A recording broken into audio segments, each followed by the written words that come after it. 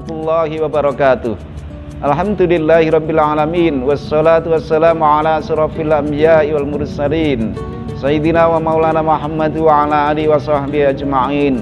Rabbis shrahli sadri wa yassirli amri wahlul 'uqdatam min lisani yafqahu qawli. Wa qala ta'ala fil Qur'anil Karim, a'udzu billahi minasyaitonir rajim. Bismillahirrahmanirrahim. Ya ayyuhalladzina amanu kutiba 'alaikumus syiyamu kama kutiba 'alal ladzina min qablikum la'allakum tattaqun.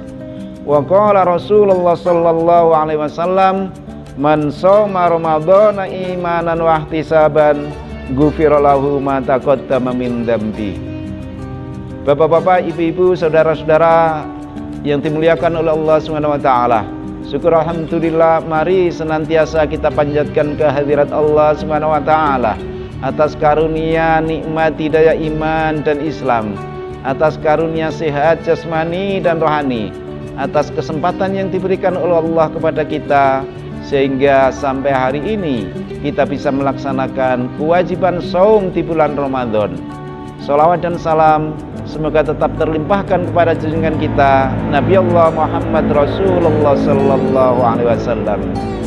Bapak-bapak, ibu-ibu, saudara-saudara yang dimuliakan oleh Allah, pada kesempatan ini saya mencoba mengkupas 3 macam dosa dan cara meleburnya menurut Al-Imam Al-Ghazali dalam kitab Minhajul Abidin. Rasulullah sallallahu alaihi wasallam telah bersabda, man shoma ramadhana imanan wa ihtisaban ghufira lahu ma taqaddama min dzambi. Barang siapa yang berpuasa di bulan Ramadan karena atas dasar iman kepada Allah dan mengharap pahala darinya, maka Allah akan menghapus dosa-dosanya yang telah lalu. Hadis riwayat Imam Bukhari. Imam Al-Ghazali dalam kitab Minhajul Abidin membagi dosa menjadi 3 bagian. Yang pertama adalah dosa kepada Allah akibat melalaikan kewajiban-kewajibannya. Kedua, dosa kepada Allah akibat melanggar larangan-larangannya. Dan yang ketiga adalah dosa kepada sesama hamba Allah.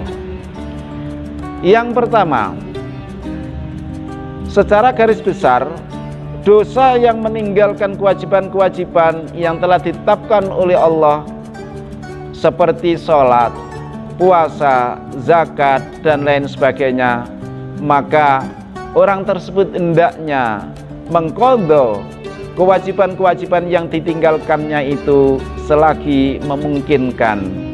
Sholat yang tidak dilakukan karena lupa atau tertidur, atau melakukan sholat namun merasa bahwa pakaian yang ia pakai masih terkena najis, maka hendaknya sholatnya itu ia qadha, ia ganti pada kesempatan yang lain. Demikian pula puasa seseorang tersebut, misalnya ibu kita, saudari kita, atau siapapun wanita soleha yang saat ini sedang berhalangan, sedang menstruasi, atau sedang nifas, maka hendaklah ia mengqadha, hendaklah ia membayar, atau hendaklah dia mengganti puasanya pada kesempatan yang lain. Demikian pula menurut Imam Al-Ghazali, dosa yang kedua adalah dosa di antara manusia kepada Allah karena melanggar larangan-larangan Allah, seperti meminum khamar, meniup seruling, memakan riba, dan lain sebagainya. Kategori dosa yang kedua ini adalah dosa yang hanya bisa dihapus apabila orang tersebut kemudian bertaubat kepada Allah Subhanahu wa taala, kemudian menyesali dengan penuh penyesalan yang sangat.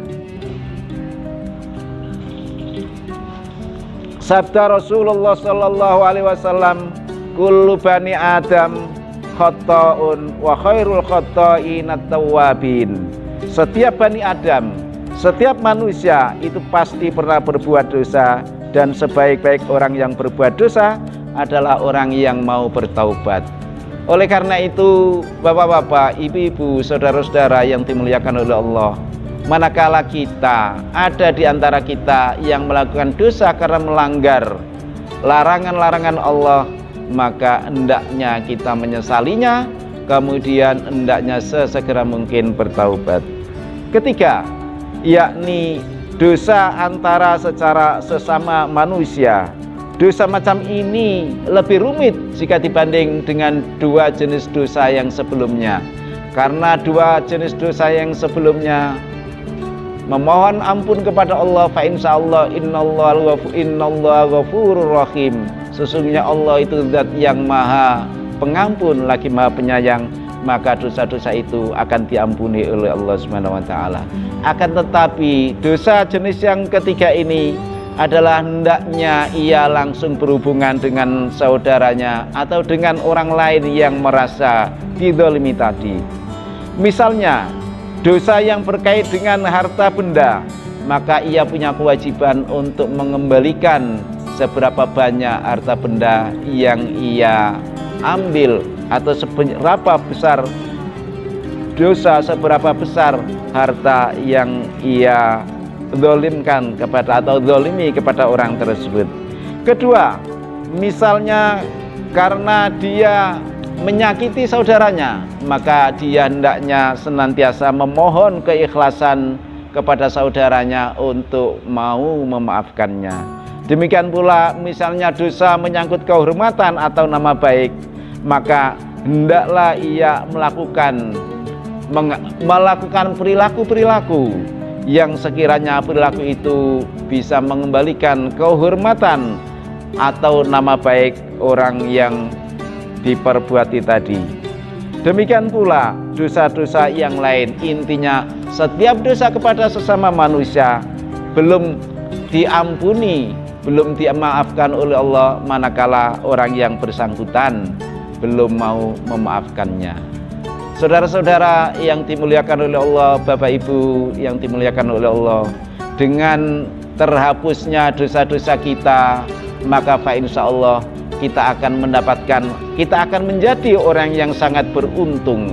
Akan tetapi sebaliknya, manakala masih ada dosa-dosa, baik itu dosa kepada Allah maupun dosa sama manusia yang belum terhapus, maka kita termasuk orang-orang yang merugi. Sebagaimana sabda Rasulullah sallallahu alaihi wasallam, "Raghima anfu rajulin taqala alaihi Ramadan, tsumma ansalakha qabla ayyaghfira lahu." Celaka bagi orang yang mendapati bulan Ramadan tetapi sampai akhir bulan Ramadan orang tersebut belum mendapatkan ampunan dari Allah. Demikian, mudah-mudahan kita semua di bulan Ramadan ini betul-betul mendapatkan ampunan dari Allah Subhanahu wa taala. Kurang lebihnya mohon maaf. Akhirul kalam billahi taufiq wal hidayah wa ridha wal inayah. Wassalamualaikum warahmatullahi wabarakatuh.